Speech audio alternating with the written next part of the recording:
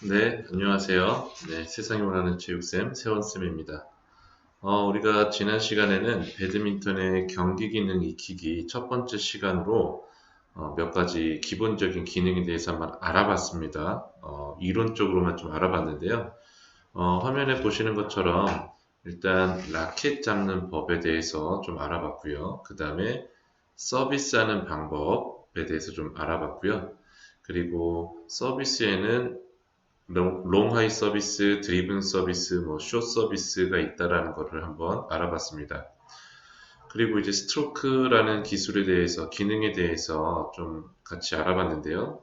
오버헤드 스트로크가 있었고, 언더핸드 스트로크가 있었다라고 이야기를 했습니다. 그래서 이런 내용에 대해서 우리가 조금만 더 복습을 좀 하고 넘어가도록 하겠습니다. 먼저 라켓 잡는 방법이었어요. 그쵸? 포핸드 그립, 라켓 면이 바닥과 평행이 되도록 잡는다. 지금 이 그림인데요.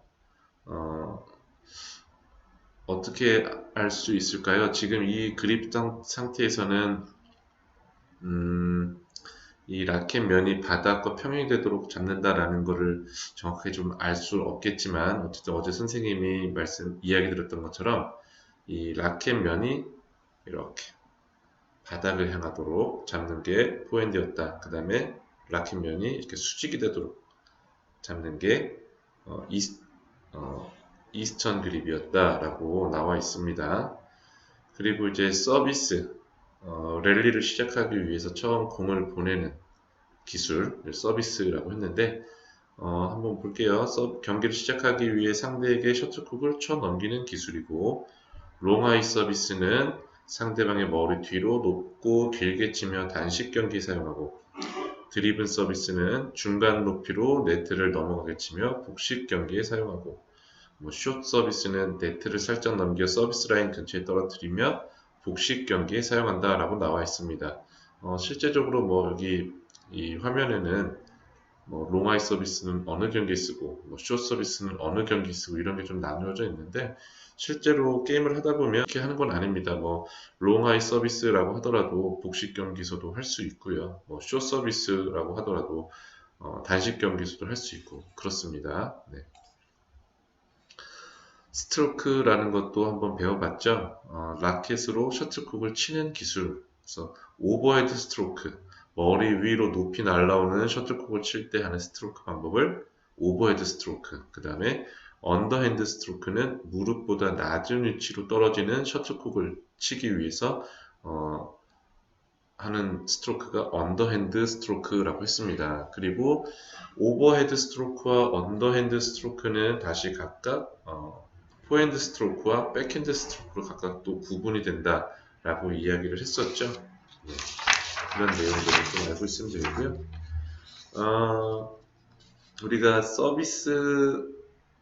서비스를 할 때 반칙이 되는 경우를 몇 가지 설명했는데 그 중에 하나가 라켓 헤드의 높이를 허리보다 낮게 해야 된다. 만약에 이걸 넘게 되면 오버웨이스트다라고 했는데요. 그런 이유가 있습니다. 선생님 자료에 한번 선생님이 한번 읽어볼게요. 서비스할 때 라켓 헤드의 높이를 허리 아래로 제한하는 이유는 서버와 리시버의 거리가 가까울 경우 높은 위치에서 서비스를 하면 서버에게 유리하다라고 합니다. 또한 스매시와 같이 강한 스트로크를 구사하면 리시버가 받을 수 없어 경기의 흐름이 쉽게 끊기게 된다. 무슨 말이냐면 서브가 이제 랠리를 시작하는 첫 기능인데 위에서 낮은 쪽으로 이렇게 서브를 강하게 넣다 보면 리시버 입장에서는 받기가 어렵게 돼서 경기의 그 랠리의 흐름이 너무 자주 끊기게 된다는 거죠. 그래서 허리 아래에서부터 서브를 해야 서버, 리시버도 너 자신한테 오는 공을 잘 받을 수가 있고 그 다음부터 이제 좀 더 원활한 랠리가 진행이 될 수 있다라는 이유인 것 같습니다. 그리고 또 한 가지 좀 내용이 있는데요. 공격 스트로크와 수비 스트로크의 구분이라고 해서 배드민턴에서 모든 스트로크는 상황에 따라서 공격 스트로크가 될 수도 있고 수비 스트로크가 될 수도 있다라는 내용이 나와 있습니다. 예를 들면 스매시, 강하게 공을 때리 이런 공격 기능은 득점을 위한 공격이 될 수도 있지만 상대방이 나에게 하이 클리어, 하늘 높이 공을 이렇게 쳐서 보내는 셔틀콕을 이렇게 보내는 기술을 할 때에는 이거를 또 스매싱을 할 수가 있어요. 그래서 이게 상대방의 2차 공격을 할 수 없게끔 하는 수비가 되기도 하면서 동시에 공격이 되는 스트로크 방법이다 라고 할 수가 있겠습니다. 네. 어제 우리가 지난 시간에, 어제가 아니죠. 네. 지난 시간에 이런 내용에 대해서 좀 배워봤고, 아무래도 뭐 어제도 이야기를 했지만, 이론적으로만 배우는 데는 좀 한계가 있습니다. 그래서 선생님이 좀 더 관련된 영상들도 함께 좀 제시를 하겠습니다. 그래서, 이제부터는, 오늘 배드민턴의 세 번째 3차 실수업, 또 다른 배드민턴의 경기 기능 익히기에 대해서 이제 알아보도록 하겠습니다.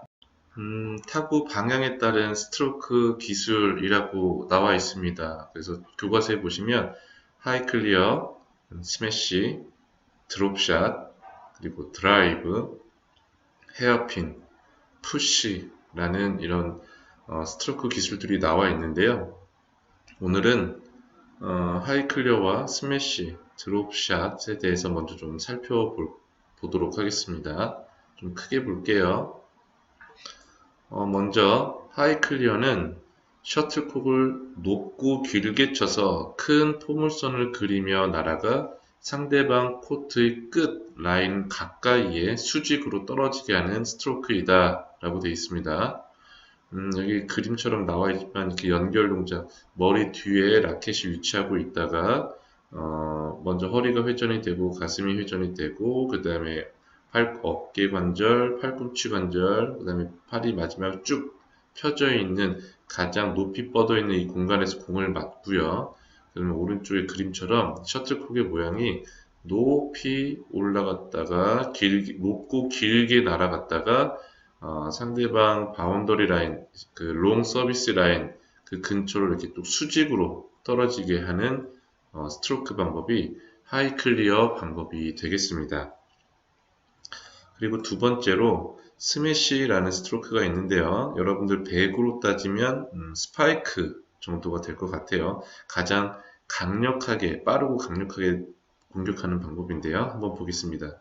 스매시는 셔틀콕을 높은 타점에서 아래로 강하게 내리치는 가장 빠르고 강력한 공격 기술이다.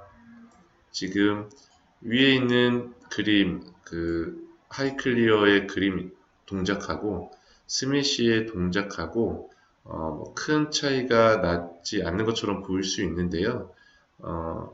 마지막 동작만 보더라도 이 선수의 움직임이 좀 더 역동적인 것으로 짐작할 수 있겠어요. 그래서 이 오른쪽 그림에 보면 가장 높은 곳의 타점에서 공을 맞고 셔틀콕이 날아가는 방향은 직선, 대각선 아래 방향으로 쭉 그대로 스트레이트로 날아갈 수 있게끔 손목 스냅을 사용해서 네트에서 강 타점에서 내리칠 때 성공률이 높다라고 되어 있습니다. 그래서 스매시가 무조건 힘으로 세게 친다고 해서 되는 게 아니고요. 너무 뒤에 있는 공간에서 그러니까 롱 서비스 라인 자기 코트 뒤쪽에서 스매싱을 하다 보면 우리 편 네트에 맞고 떨어지는 경우들이 상당히 많아요.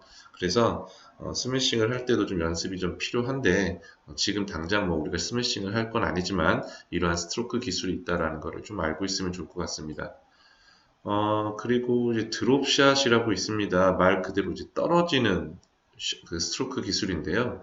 상대가 뒤로 물러나 있을 때 셔틀콕을 네트 위로 살짝 넘겨 코트 앞에 떨어뜨리는 기술로 스트로크 동작이 하이 클리어와 비슷할수록 성공률이 높다. 무슨 말이냐면 여기 위에 나와 있는 하이 클리어는 가장 기본적인 스트로크 방법이에요. 여러분들이 배드민턴 경기를 보더라도 선수들이 높고 길게 이렇게 하이 클리어를 빵빵 때리는 모습을 많이 볼 수 있을 텐데 드롭샷은 하이 클리어와 스트로크 하는 동작이 아주 비슷합니다. 아주 비슷하지만 마지막 타구되는 그 시점에서 하이 클리어처럼 높고 멀리 보내는 게 아니라 힘을 살짝 순간 빼서 약간 라켓으로 셔틀콕을 밀어낸다는 느낌으로 스트로크를 하게 되면 셔틀콕이 쭉 날아갔다가 이렇게 네트 가까이 툭 떨어지는 이런 샷이 되겠습니다. 근데 이것도 많이 연습을 해야 되겠죠. 그래서 내가 어느 정도 힘으로 스트로크를 했을 때, 드롭샷을 했을 때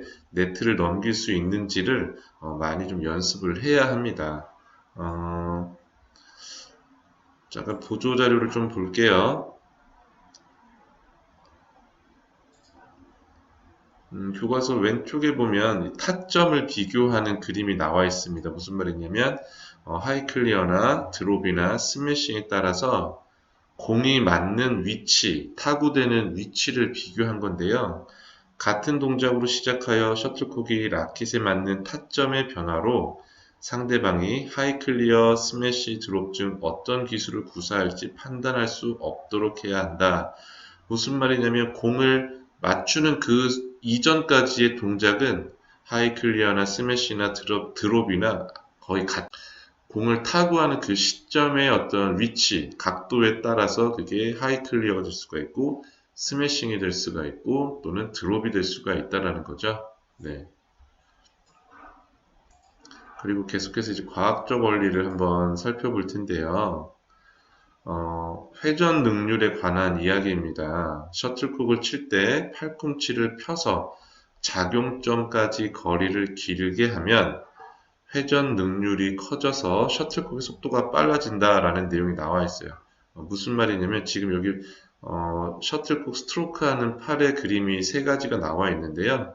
가장 왼쪽에 있는 그림이 뒤쪽에서부터 시작하는 그림입니다. 그리고 점점 화면, 여러분들이 보는 화면 왼쪽에서부터 오른쪽 방향으로 이 힘이 작용하는 방향으로 스트로크가 되는데요.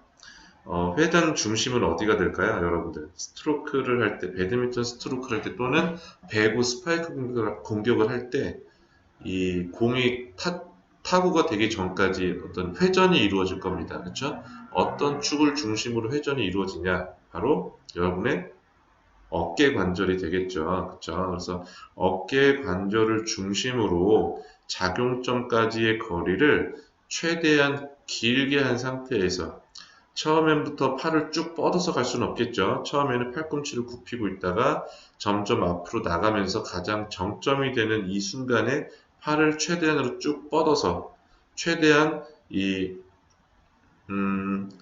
회전의 중심과 작용점의 사이 거리를 최대한 길게 하면 회전 능률이 커져서 셔틀콕이 빠른 속도로 또 강한 힘으로 갈 수 있다라는 그런 이야기입니다.